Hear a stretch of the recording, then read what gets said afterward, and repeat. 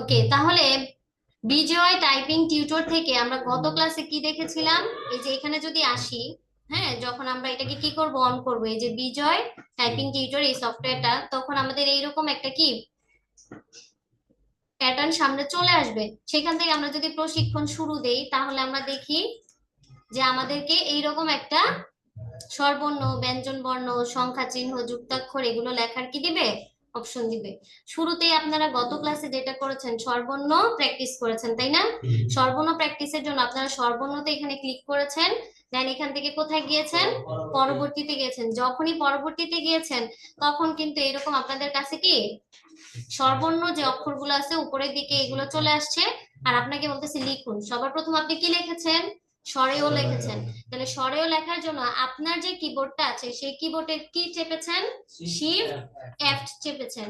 ঠিক আছে, দেখবেন যেই অক্ষরটা আপনি লিখতেছেন, সেই অক্ষরটা কিন্তু এই জায়গার মধ্যে কি হচ্ছে, একটা মার্ক, মানে মার্ক করে রেড মার্ক দেখাচ্ছে, যে আপনি যদি একই সাথে এই ট্যাব গুলো বা এই বাটন গুলো চাপেন, তাহলে এই অক্ষরটা কি এখান থেকে চলে যাবে, নেক্সট যে আসে সে আবার আসবে। যেমন আমি যদি এখানে জি আর এফ দিই, তাহলে কি সরাইটা চলে গেল না এখান থেকে, এখন আবার রস্বই চলে এসেছে। তাহলে আবার এখানে দেখাচ্ছে জি আর কি দিতে, ডি। যেহেতু আমি এর আগের ক্লাসে বলেছি রস্বই এবং দীর্ঘই দুইটা কি কিছুটা সিমিলার টাইপের উচ্চারণের দিক থেকে, তাই না? এই জন্য একই রকমের যখন আপনার গুলো ইয়াগুলো থাকে, বর্ণগুলো, সেগুলাতে প্রথমটা যদি ধরেন হচ্ছে জি আর ডি দিয়ে লিখেছি রস্বই, তার মানে দীর্ঘই লিখতে গেলে দিতে হবে জি শিফট ডি। যেমন ক খ এর ক্ষেত্রে, যেমন আপনি যখন ক লিখতে যান, তখন আপনি শুধু কি প্রেস করেন, জে। কিন্তু যখন আপনি খ লেখেন, তখন আপনি কি প্রেস করেন, শিফট জে। এটুকু কি ক্লিয়ার?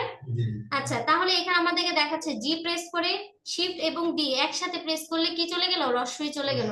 আবার দেখেন রস্যাও এবং দীর্ঘাও কি একই ধরনের কি দুইটা বর্ণ, যেটার উচ্চারণটা কি কিছুটা পৃথক। যার কারণে আমি যখন রস্যাও লিখতেছি, এখান থেকে কি প্রেস করতেছি, জি আর এস, তাই তো? এখন দীর্ঘাও যখন লিখবো কি প্রেস করব, জি শিফট এস। এটুকু কি ক্লিয়ার? ইলিয়াস স্যার বুঝতেছেন?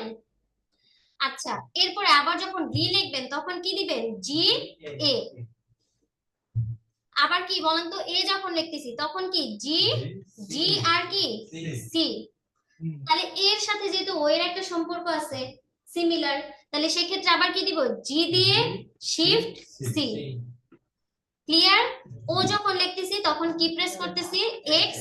আবার যখন অ লিখতেছি, তখন কি জি শিফট এক্স। ক্লিয়ার? তাই এরপরে আপনার এরকম কয়টা অনেকগুলো ধাপ আসবে। দেখেন এখন শুরুতে যখন আপনি লিখেছেন, তখন আপনাকে একটা প্যাটার্ন দিয়েছে, যে একবার আমরা শুরু থেকে যেভাবে লিখি, মানে এটা হচ্ছে স্বরেও থেকে ও পর্যন্ত ছিল, সিরিয়াল ওয়াইজ ছিল। কিন্তু এখন কি দিয়েছে দেখেন তো, এটা কি সিরিয়াল ওয়াইজ আছে না? আপনাকে এটা বোঝার জন্য, আপনি যে আসলে মেমোরাইজ করতে পারতেছেন কিনা সেটা সে পরীক্ষা করার জন্য সবার প্রথমে কাকে দিয়েছে, দীর্ঘাও। এটা খেয়াল করেছেন? এখন কিন্তু এই যে বর্ণগুলা যেগুলো আছে, এগুলা কিন্তু কি নাই, সেম নাই, মানে সিমিলারলি নাই, সিরিয়াল ওয়াইজ নাই। আমরা যখন ছোটবেলা আদর্শ, ওই যে আদর্শ লিপি বই পড়তাম না, দেখবেন শুরুতে স্বরে স্বরে এগুলো সব সিরিয়ালে থাকতো, পরে অক্ষরগুলো চেনার জন্য এলোমেলো করে দিত। তখন হয়তো আমাদের মা বা টিচার বলতো যে বলো তো এইটা কি, এরকম বলতো না, একটা অক্ষর দেখায় বলতো, বলেন এইটা কি। তো আপনার ক্ষেত্রে এখানে কিন্তু সেম, আপনাকে দীর্ঘাও দিয়ে এখানে আপনি এদিকে তাকায় না, আপনি মেমোরাইজ করেন যে দীর্ঘাও জানে কিভাবে লেখে। কি দিব তাহলে, জি দিব আর শিফট এস। তাহলে জি দিলাম, শিফট এস। আবার রি এসেছে, তাহলে রি লিখতে কি দিচ্ছি আমরা, জি আর হচ্ছে কি এ। আবার এখানে কি আসছে, এ আসছে, তাহলে এ দিলে কি হবে, জিসি। ও কি, তাহলে এটা তো বোঝাই যাচ্ছে জিসি দিচ্ছি, তাহলে ওই লিখতে কি হবে, জি। গুড, তাহলে শিফট সি। ঠিক আছে, এখন দেখেন এইরকম আপনি যখন প্র্যাকটিস করতে থাকবেন, আপনি স্বরবর্ণটাই 10 বার প্র্যাকটিস করেন। আপনি যদি আধা ঘন্টা সময় নিয়ে এটাকে 10 বার প্র্যাকটিস করেন, এটা কি আপনার জন্য খুব বেশি টাফ হয়ে যাবে? আপনি 10 বার, 5 বারের মাথায় আপনার দেখবেন মুখস্থ হয়ে গেছে। আপনাদের সবচেয়ে বড় সমস্যা শুধুমাত্র এই যে স্ক্রিনের দিকে তাকিয়ে প্র্যাকটিস করেন, উঠে চলে যান। তো লেখেন, খাতায় লেখেন, হাতে কলমে লেখেন, একটু মুখস্থর মতো পড়াশোনা যেরকম করেন, একটা পড়া মুখস্থ করতেছেন, ওইটা লিখতেছেন, আপনি এটা এটা প্র্যাকটিস করেন, লেখেন স্বরের ক্ষেত্রে কি দিচ্ছেন, স্বরের ক্ষেত্রে কি দিচ্ছেন, তখন দেখবেন এগুলো মেমোরাইজ থাকে। একটু কি ক্লিয়ার? তাহলে স্বরবর্ণের ক্ষেত্রে যদি আমরা এরকম করি, এখন আবার যদি বাহির হয়ে যায় তাহলে ব্যঞ্জন বর্ণ আছে এখানে, আবার প্রশিক্ষণ শুরুতে দিলাম, যাওয়ার পরে আবার দেখবো এখানে কি আসতেছে, ব্যঞ্জন বর্ণ আসতেছে। ব্যঞ্জন বর্ণটাকে কি করলাম, সিলেক্ট করলাম, আবার পরবর্তীতে যাব। তাহলে যে এখান থেকে কি চলে আসলো, ব্যঞ্জন বর্ণ চলে আসলো। এখন ব্যঞ্জন বর্ণগুলা দেখেন, তাহলে ক লিখতে আমার কি প্রেস করতে হবে, জে প্রেস করতে হবে। তাহলে বলেন তো খতে কি করতে হবে, ক খ যেহেতু সিমিলার, তাহলে কি হবে, শিফট জে। আবার গ লিখতেছি কি দিয়ে, ও দিয়ে, তাহলে ও প্রেস করতেছি। তাহলে এখন যদি আমি কি লিখতে চাই বলেন তো, ঘ, তাহলে শিফট ও। এগুলা কি খুব বেশি হার্ড ছিল আপনাদের জন্য বলেন তো?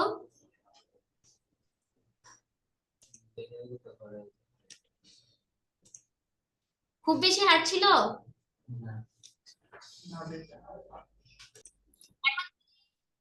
ও লিখতে চাই, তাহলে আমরা কি প্রেস করব বলেন তো, কিউ, তাই তো? কিউ প্রেস করলে কি আসবে, ও আসবে।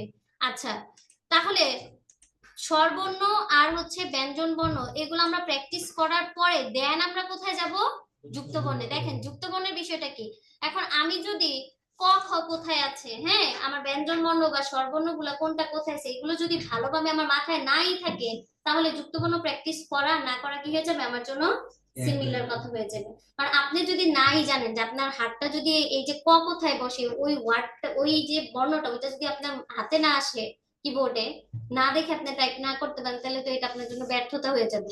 এই জন্য আগে আমরা কি করব, স্বরবর্ণ ব্যঞ্জন বর্ণ ভালোভাবে শিখবো। এখন ক, ক দেখেন যুক্ত বর্ণ যদি লিখতে যাই, এখানে কি আছে, কয় ক, তাই না? যেমন ছক্কা এরকম একটা শব্দ লিখতে কি লাগবে, ছয়ের পরে কয় ক আকার দিবেন, তাই তো? এখন দেখেন, তাহলে আমি এই যে ক প্রেস করেছি, এখন আমাকে দেখাচ্ছে জি দিতে, তারপর কি আবার হচ্ছে কি ক মানে হচ্ছে জে। আরেকটা, যখন যুক্ত বর্ণ আমরা লিখবো, দুইটা তো ইয়ে মিলে, দুইটা বর্ণ মিলে একটা কি হচ্ছে, যুক্ত বর্ণ হচ্ছে। এখন এই যুক্ত দুইটা বর্ণকে যুক্ত করার জন্য আমরা কিন্তু সবসময় মাঝে কি চাপি বলেন তো হামিম স্যার, জি প্রেস করি। কি প্রেস করি, জি। যেমন এখানে দেখাচ্ছে কি, যেমন আমরা অনেক সময় বানান লিখি না যে শক্ত, তাহলে শক্ত লিখতে গেলে আপনি কি লেখেন, কয় ত লিখি, কয় তো লিখি শক্ত, তাহলে এবার স দিয়ে তারপর কয় তো, তাহলে ক, তার মানে কি ক কোথায় যেন থাকে, জেতে থাকে, তাহলে জে প্রেস করবে। এখন যুক্ত বর্ণ যুক্ত করার জন্য কি প্রেস করব, জি। এরপরে কি দিবেন, ত, তাই না? ত আবার কিসের মধ্যে আছে, কেতে, ঠিক আছে? তাহলে এরকম আবার দেখেন, এরকম আমরা এরকম লিখি না, ক এর নিচে দন্তান ন দিয়ে লিখি, তাহলে ক কোথায় আছে, জেতে, তারপর হচ্ছে এটাকে যুক্ত করার জন্য কি দিব, জি প্রেস করব। আর এই যে দেখেন দন্তান্ন কোথায় আছে, এই যে বি এর উপরে আছে, তাহলে এই যে এখানে বি দিব। সহজ আছে না? এখন এইটা স্যার সহজ লাগবে, যখন আপনি না দেখে প্র্যাকটিস করতে যাবেন তখন আপনার কাছে এটা কি হয়ে যাবে, অনেক বেশি মহাসমুদ্র মনে হবে যে আমাকে কোথায় এনে ছেড়ে দিচ্ছেন। এই জন্য বারবার বলতেছি, ওগুলো না দেখে হাতে নিয়ে আসেন, ব্যঞ্জন বর্ণগুলোকে কি করে না দেখে একবারে হাতে নিয়ে আসেন, যাতে এখানে যুক্ত বর্ণ আপনার একবারও তাকাইতে না হয়। আপনি এখান থেকে শুধুমাত্র কি করবেন, এই যে কিবোর্ডে ধরবেন, এখানে প্রেস করবেন, চলে আসবে, ঠিক আছে? এই জন্য সবার প্রথম যেটা শেখা জরুরি সেটা হচ্ছে ইংলিশটা জানা জরুরি।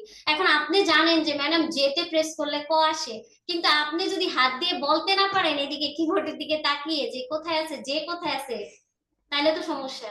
তার মানে আগে শিখবেন ইংলিশটা, তারপরে কি বাংলাটা। একটু ক্লিয়ার? তাহলে নেক্সট ক্লাসে কি করবেন, এই যে স্বরবর্ণ এবং ব্যঞ্জন বর্ণ আবার আপনারা প্র্যাকটিস করবেন, ঠিক আছে? এবং আমি প্রত্যেককে দেখবো যে কে কতটুকু না দেখে কতটুকু প্রোগ্রেস হয়েছে।